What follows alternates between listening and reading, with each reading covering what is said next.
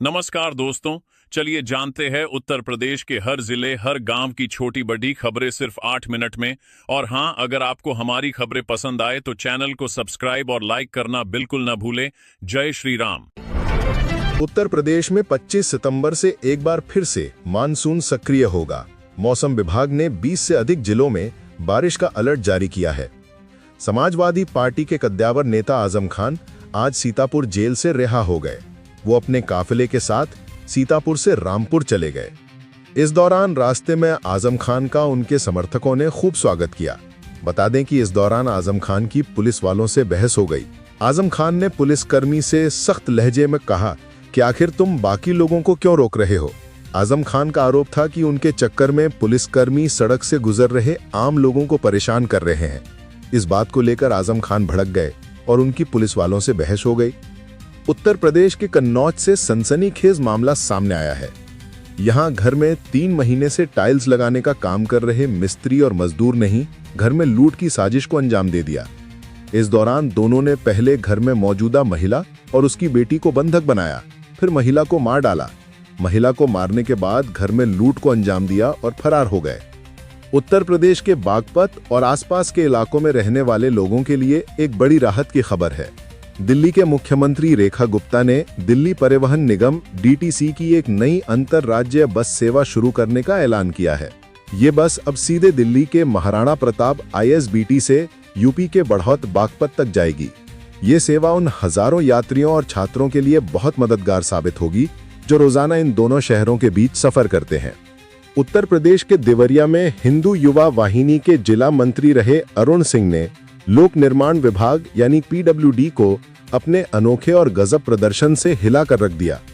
हिंदूवादी नेता अरुण सिंह ने खराब सड़क को लेकर जिस तरह का प्रदर्शन किया, उसको लेकर समाजवादी पार्टी चीफ अखिलेश यादव तक का रिएक्शन आ गया और उन्होंने इसको लेकर योगी सरकार पर तंज कस दिया। ये पूरा मामला देवरिया के थाना लार क्षेत्र से सामने आया है। यहाँ टूटी और कीचड़ में लदी सड़क को सही करवाने के लिए हिंदूवादी नेता अरुण सिंह कीचड़ में ही लेट गए।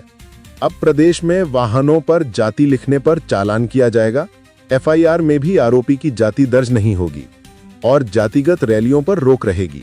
राज्य सरकार ने समर्थन मूल्य में 9 रुपए की बढ़ोतरी की है। पश्चिमी उत्तर प्रदेश में 1 अक्टूबर से धान की खरीद शुरू होगी। किसानों के लिए अच्छी खबर है। PM किसान सम्मान निधि योजना की 21वीं किस्त जल्द जारी हो सकती है। तारीख की आधिकारिक घोषणा भले ही ना हुई हो, लेकिन उम्मीद है कि ये अक्टूबर में आएगी और दिवाली से पहले लगभग 10 करोड़ किसानों के खातों में राशि पहुंच जाएगी। उत्तर प्रदेश के 127 पंजीकृत राजनीतिक दलों को चुनाव आयोग ने कारण बताओ नोटिस भेजा है। इन दलों ने पिछले 6 वर्षों में विधानसभा और लोकसभा के चुनाव तो लड़े, लेकिन खर्च का विवरण आयोग को नहीं दिया। सभी दलों से 3 अक्टूबर तक जवाब मांगा गया है। राज्य सरकार ने शिक्षा मित्रों और अनुदेशकों के लिए समर कैंप का मानदेय जारी कर दिया है। इसके लिए 1.51 करोड़ की धनराशि स्वीकृत की गई है। यूपी में अब अक्टूबर से कुछ लोगों को राशन नहीं मिलेगा। परेशानी से बचने के लिए समय रहते गलती सुधार लें। जिन परिवारों ने अभी तक eKYC प्रक्रिया पूरी नहीं की है, उन्हें 30 सितंबर 2025 तक ये कार्य करना होगा। तय समय के बाद जिन राशन कार्ड धारकों की eKYC नहीं होगी, उनके नाम सूची से हटाए जा सकते हैं। उत्तर प्रदेश सरकार ने 2017 से 2021 तक के सभी गैर कर चालानों को बंद करने का निर्णय लिया है। मुख्यमंत्री योगी आदित्यनाथ ने आदेश दिया है कि इसका निस्तारण अगले 30 दिनों में पूरा किया जाए। इसके बाद फिटनेस और परमिट से जुड़ी सेवाओं में और सुविधा होगी। TET परीक्षा शुल्क बढ़ाने की अटकलों के बीच मुख्यमंत्री योगी आदित्यनाथ ने स्पष्ट निर्देश दिए हैं कि आवेदन शुल्क में कोई वृद्धि नहीं होगी। प्रदेश सरकार ने शून्य GST वाली वस्तुओं की सूची जारी की है। इन पर औचक निरीक्षण मंत्री और सांसद करेंगे। UIDAI जल्द ही e-आधार ऐप लॉन्च करने जा रहा है। इसकी मदद से लोग बिना कतार में लगे अपने आधार कार्ड की जानकारी खुद अपडेट कर सकेंगे। e-आधार ऐप एक मोबाइल आधारित एप्लीकेशन होगा जिसे UIDAI जल्द लॉन्च करने जा रहा है। इसके माध्यम से आधार कार्ड धारक अपनी व्यक्तिगत जानकारी जैसे नाम, जन्मतिथि, पता, मोबाइल नंबर और ईमेल ID आसानी से अपडेट कर सकेंगे। उत्तर प्रदेश में दवाइयां और चिकित्सा उपकरण आज से 6.25% सस्ते हो गए हैं, जिससे जनता को बड़ी राहत मिलेगी। ग्रेटर नोएडा एक बार फिर से अंतर्राष्ट्रीय निवेश और व्यापार का केंद्र बनने जा रहा है। एक्सपो में आयोजित होने वाला एशिया का सबसे बड़ा ट्रेड शो इस बार कई मायने में खास रहेगा। उम्मीद है कि प्रधानमंत्री नरेंद्र मोदी इसका उद्घाटन करेंगे, जबकि मुख्यमंत्री योगी आदित्यनाथ खुद तैयारियों का जायजा ले रहे हैं। महानिदेशक स्कूल शिक्षा ने निर्देश दिया है कि सरकारी और निजी स्कूलों में छात्रों की अपार ID automated permanent academic account registry बनाने की प्रक्रिया में तेजी लाई जाए। अब तक 1.67 करोड़ बच्चों में करीब 45% छात्रों की अपार आईडी नहीं बन पाई है। बुलंदशहर जिले के पिछड़ा वर्ग कल्याण अधिकारी जयप्रकाश यादव ने बताया कि शासन के निर्देश अनुसार पूर्व दशम छात्रवृत्ति के लिए कक्षा 9वीं और 10वीं के विद्यार्थी 30 अक्टूबर 2025 तक ऑनलाइन आवेदन कर सकते हैं। रेल यात्रियों के लिए अच्छी खबर है, अब पानी सस्ता मिलेगा। भारतीय रेलवे ने जीएसटी सुधारों के बाद रेल नीर की कीमतों में कटौती की है। आईआरसीटीसी द्वारा निर्मित 1 लीटर की बोतल अब 14 रुपए में उपलब्ध होगी, जो पहले 15 रुपए की थी। वहीं 500 मिलीलीटर की बोतल की कीमत 10 रुपए से घटाकर 9 रुपए कर दी गई है। ये नई दरें रेलवे स्टेशनों और ट्रेनों में बेची जाने वाली अन्य ब्रांड बोतलों पर भी लागू होंगी। उत्तर प्रदेश के बलिया जिले के किसानों को मुफ्त बीज पाने के लिए अब नए सिरे से पंजीकरण कराना अनिवार्य होगा। राज्य सरकार कृषि बीज भंडार से उन्नत किस्म के बीज मुफ्त उपलब्ध करा रही है, ताकि खेती में आधुनिकता को बढ़ावा मिल सके। इसके लिए किसानों को दर्शन 2 पोर्टल पर बीजों की बुकिंग करानी होगी। कृषि विभाग ने अपील की है कि समय पर पंजीकरण करें, अन्यथा बीज नहीं मिल पाएंगे। दिवाली से पहले उत्तर प्रदेश के लाखों आउटसोर्स कर्मचारियों के लिए बड़ी खुशखबरी आई है।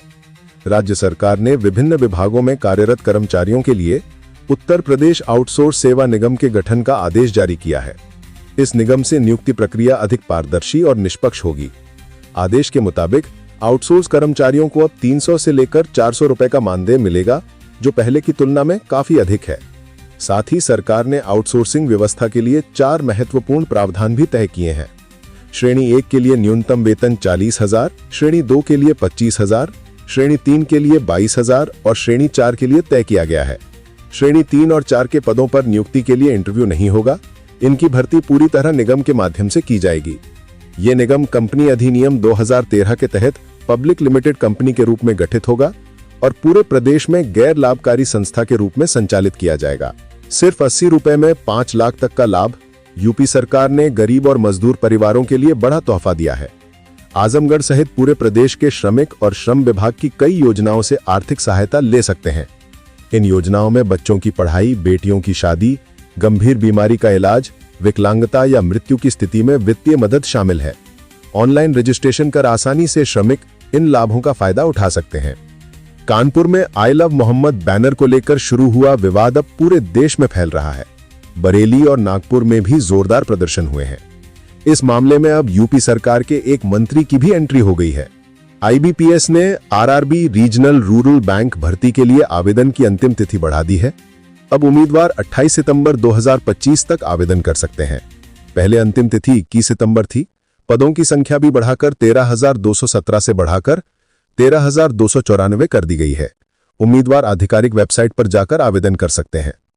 सोना 2,380 रुपए बढ़कर 10 ग्राम 24 कैरेट के लिए 19,775 रुपए के नए ऑल टाइम हाई पर पहुंच गया, जो पहले 20,000 1,29,000 था।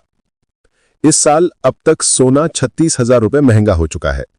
चांदी भी 4,869 रुपए बढ़कर 1,32,869 रुपए प्रति किलोग्राम के रिकॉर्ड स्तर पर पहुंच गई है, जबकि इसकी कीमत 1,28,000 थी।